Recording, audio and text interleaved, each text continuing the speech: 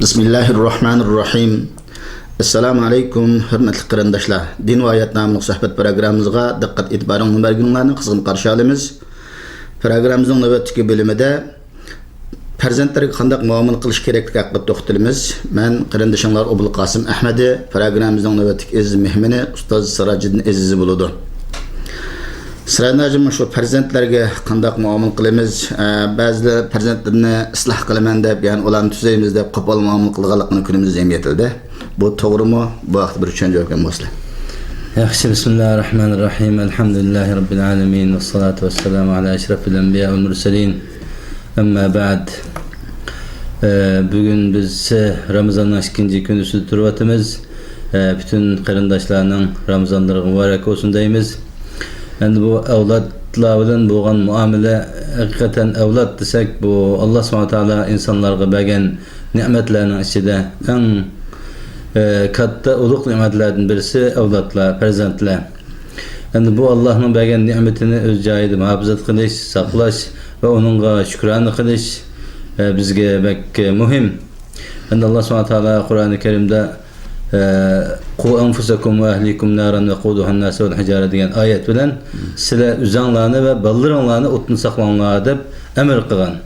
Bunda bo'lgan ekan biz albatta farzandlarimizga muomala qilishda farzandlarimizning mayli hozirgi bo'lsin, kelgusi bo'lsin, hatto qiyomatdagi ahvoldan bo'lsin, biz uningga yaxshi tarbiyalashga, kelgusida bir yaxshi odam bo'lishiga va dunyo oxiratda baxt saatiga biz sabab bo'lishga biz mas'ul.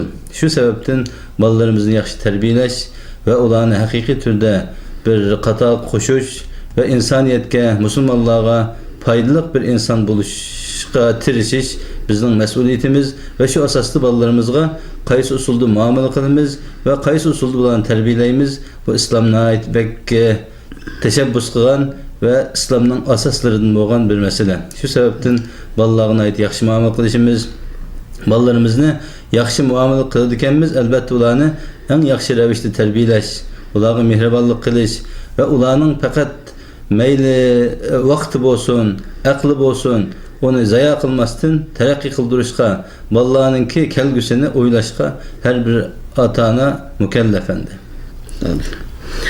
Ama şu cemiyetilde bazı qarindoshlardan hatta hali yaxshilik bilan tunilgan, taqvo deb tunilgan qarindoshlarımızdan şu farzandlarga qo'pol muomala qilgan ishlarni ko'p uchirtimi. Misol tariqasida aytsam, şu bir qancha yil burun tahbizda nurg'unlagan bolalar o'qiydi. Tahbizga og'il kelgan ota-onalarning birisi şu bolasi shunda chiqdi, oyog'ini topolmadi. Ham bola oyoqlarini kiyib bo'ldi. O oğlanınki ayğı oğluna şeyge tahbizge ketmegen ekan. Şu oğlu tahbizde izlep ayığını tapanmadı. Tapanmagandan lakin de şu qasıldı tip nimasiga ma'zur urib ketdi da. Ya. Ama ona balla ya o'zi tashib etgan ya boshqa saboqdaşlar tashlab qo'yganmi, pastga birinchi qavat tashib qolibdi ekan. Angacha qo'lini tutib qoldimi, yuragim siqirab ketdi endi. Bu qadar bu ballani aşı balla qanday olib cho'ng bo'lmoqchi. Yani şunda işler nihayeti köp uçuraydı. Yani şunu biz endi şu şeriatda bu vaqtda nihayeti ta'kidlarni ko'ramiz. Hem de o'zimiz va atrofimizdagi qarindoshlarımizga manfaat bo'lsin uchun biz bu programma tayyorlab o'tiribmiz. Mush farzandlarga endi mush sila rahmat, mehr shafqat bilan muomala qilmaganda farzandlar kelajakda yaramli odam bo'lmaydi ekan endi. Shu bu vaqtda bir taxim ochiqlantirib o'tgan bo'lsak, endi biz bolalarimizga, farzandlarimizni haqiqiy turda yaxshi odam bo'lishni xohlasak, biz bularga ait yaxshi mehribonlik bilan, mehr shafqat bilan muomala qilishimiz. Ularga qadar urib tillab, so'kib hech narsa qilolmaydi. Ya biz ko'rimiz yaşadık bu ahvallarni. Her qandaq bir ota-ona o'zining bolalariga qadar tillab, ularga qo'pol muomala qilib, mehribonlikni o'rgatmay, qadar sirtda bolalar bilan jidal majra qilib urushib kirsa, qadar uyda ota-onasi voy biz sana non bermadikmi, osh bermadikmi, nima ishqaqni tayoq yeysa deydi endi. Bu hammasi bolalarni qadar qo'pollikqa, yeriklikka tashabbus qilganlik. Aksicha men o'zimning hayotim desak-mi, dadam kichik vaqtimda mahallada bolalar bilan urushib jidal majra qilib kirsam, mayli men başkalarını uray, mayli tayaqqiyay, öydüğünü dadamdan tayaqqiy ettim. Nemiş ki sen haq bilan uruşsa deb. O kim hatalık, kim buluşunu qatın nazar. Dadam meni başkalar bilan uruşmagın deb şu jidal majra qildim-mi, öydüğünü tayaqqiy ettim. Endi öz vaqtida dadam manga liqidak yaxshi ko'rmaydigan o'xshaydi. Boshqalar meni urib ketsa, nima uchun yana meni urdi, nima uchun boshqalarning ota-onasiga o'xshash, nima uchun haqni tayaqqiysi deb boshqalarni urishga, boshqalardan tayaqqi emaslikka tashabbus qilmaydi deb men dadam meni yaxshi ko'rmaydigan o'xshaydi deydim. Haqiqatda bu ota-ona bolalarni jidal majra qilish, boshqalarni urish, boshqalarga zulm qilish emas, boshqalarga yaxshi muomala qilish, haqiqiy o'rnak bo'lish ne ögütüş lazım iken. Yani hazır bildik ki bu ata-analarınki bolalarını terbiyeleşte hiç kaçan vallahi kopal muamele kılıp, tıllap, sökep, davamlıq ulağa tapı tane kılış doğru emez. Kançı bolalarga da kadar kopal muamele kılan sıra bolalarının kalbi karılışıp yani o kopal muamele kıldığan, başkalarına mı şundak yerik muamele kıldığan, hatta ata-anası boğan evlatlarına kopal muamele kıldığan şundak bir halet şeklinde diken. Şu sebepten yani Peygamber Aleyhisselam'ın mu ahlakı şu. Üzününki neverleri şu Hüseyin radıyallahu anh'ını kirip süyetti. Hatta namaz okutsa tüpsü çıkıvalsa onu namazını bozmasın, onu bildi kötürep ruku secde kılattı diyen hadisler var. Şu cemiyetin daşkaldır bulup жүрген kişilerge kalbide fakat mehr şefkat yok.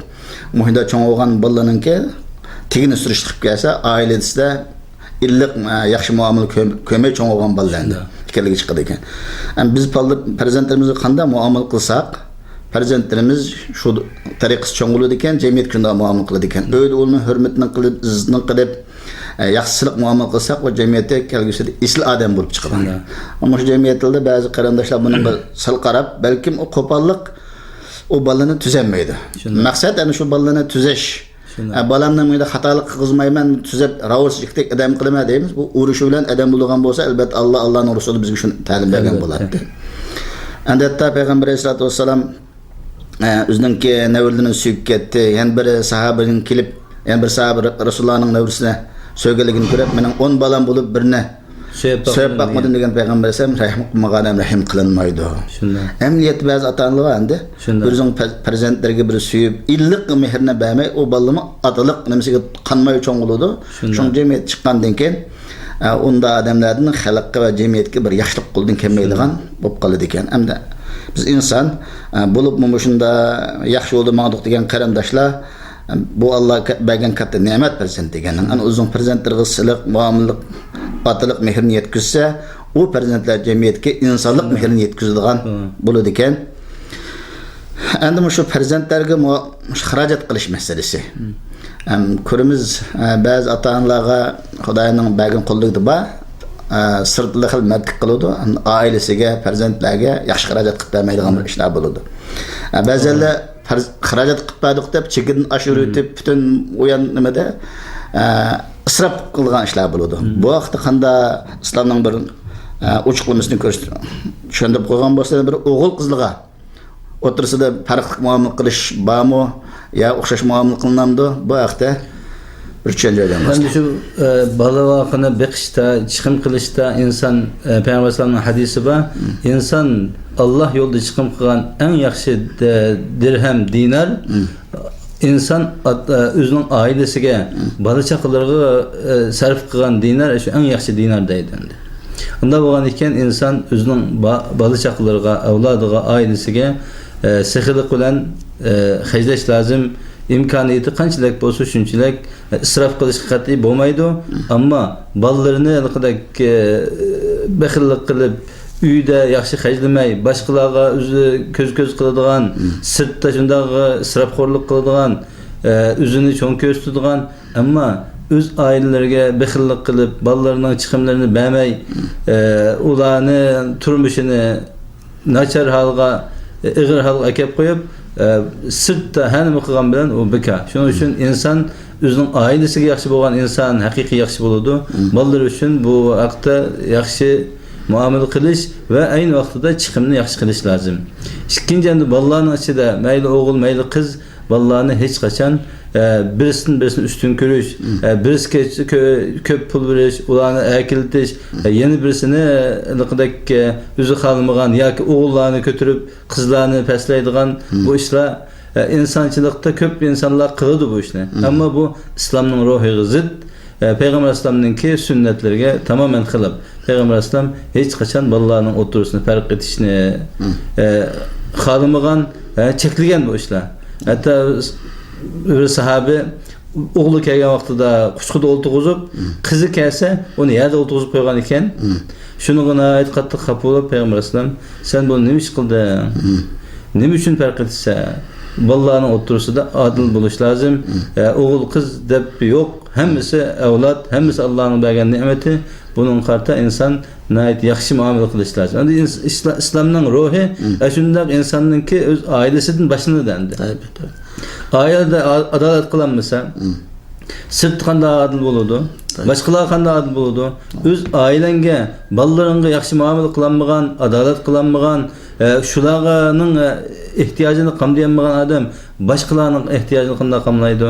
Bu shu din uchun, vatan uchun, xalq uchun xizmat qilaman deganlarmi? Boshda o'zining oilasini yaxshi biqib, yaxshi tarbiyalab, ularning xizmatini yaxshi qilgan vaqtda navbat boshqalarga keladi. Shuning uchun bu masala nayt inchki, sezgir masala. Bunun qarta xalqimiz, xususan bu ilm odamlari, ziyolilar, yaxshi kishilar, dindarlar buni nayt bak yaxshi farq etish, bunga yaxshi muomala qilish lozim. İslam din alhamdulillah hamma narsaga bizga shunday yo'lni ochiq ko'rsatgan ekan. Bo'lib mana bu İslam din adalet dini. Adalet asli balaning kichik vaqtidan tortib, shunga hatto hadislarda keladi, uşaqlarni akilish tariqasidami, unda yolg'on gap qilish to'g'ri emaydi. Shunga o'xshash yana bo'libmi kichigidan tortib balani endi o'xshash muomala qilmaslik balanınki çoğun olganda adaletsiz çoğun çıkışlar. Biz körümüz müş Arap dünyasında hatta bizim uçutulduma. Elbette. Şunda yakın iniləmi ki miras taksimatlarını cidel macera qılğan. İlla bunun yaxşı aile çoğun olğanlar istisna bir-birine hürmetleşip. Yani biz atı bolğan adamlar farzandlarga muşunda katta kichigini tatib pul berganda, boshqa har qanday bir hadis so'gat berganda o'xshash bersak balanınki adalet nemesi kallisi buludu kende. Şunun olan o ailede ata-anasına boğa hürmet, balalarının oturuşu muhabbet buzulma çoğun oldu. Birinin artık kurab saldı mı? Şunun olan balanın oturuşu da şeytan insanın hem yerde bat umurda ayrıldıgan. Yani balalar bir öş peyda buludu ki. Hem bunun olan ahirinde tasavvur kıgısız akınla şeyde cidel macera üzülmeyi bu cemiyetke bütün bir hatta devlet tasiri etkizdigan. Yani bunun da hatta bu Yusuf Aleyhisselam'ın kıssası mı andi? İnsanlara atı balının oturduk muamele, bir tıkallarına oturduk muamele, kandak buluşu, özünün bir tıkallarına boğan muamelenin ki akıbetinin kandak boğanlığı, hatta Yusuf Aleyhisselam'ın özünün bir tıkalları, dadısının elikadaki bizge bu yaxşı muamele kılıyordu bizden bekirab. Digendekler bazı sebeplerden onu quduqqa tashlab etgan, undan keyin Yusuf Aleyhisselamning beshiga kelgan kunlar, eng oxirida yana Yusuf Aleyhisselamninki shu 11 bir tuqqani oldiga yig'lab kelgan, o'zini aytgan, Yusuf Aleyhisselam o'zini qabul qilgan mush ahvollarimizni Alloh subhanahu taolo bizga bu Yusuf Aleyhisselamning qissasi orqali insonlar bir tuqqanlarga qanday muomala qilish, avlodlarga qanday muomala qilish, bunun hammini o'rgatgan bir qissa endi. Bu elbette biz bu kıssalardan ibret edişimiz. Yani vallahi bizge amanet, bu amanetni yaxshi ravishda tarbiyalab, muomalani yaxshi qilib, o insoniyatga bir örnek bo'ladigan, ulgu bo'ladigan bir holat shakllantirsak, kelgusi avlodlarimiz kun-kunga axloqi buziladigan, jamiyatning tartibi buziladigan, qalaymaqonchilik, nurg'un jamiyatdagi selbi işler şu balalar boğan, evlatlar boğan muamele ve terbiyenin yaxşı bo'lmaganligidan kelib chiqadi. Shuning uchun naytbek diqqat qilish lazım. Hurmatli qarindoshlar, programmamizni bu yerda oxirlashtiramiz. Ko'ngil qo'yib ko'rpagining uchun ko'p rahmat. Keyingi bilimlarda qayta uchirish umidi bilan har biringlar bilan xo'shlashamiz. Xayr va salomat bo'linglar. Assalomu alaykum va rahmatullohi va barakatuh.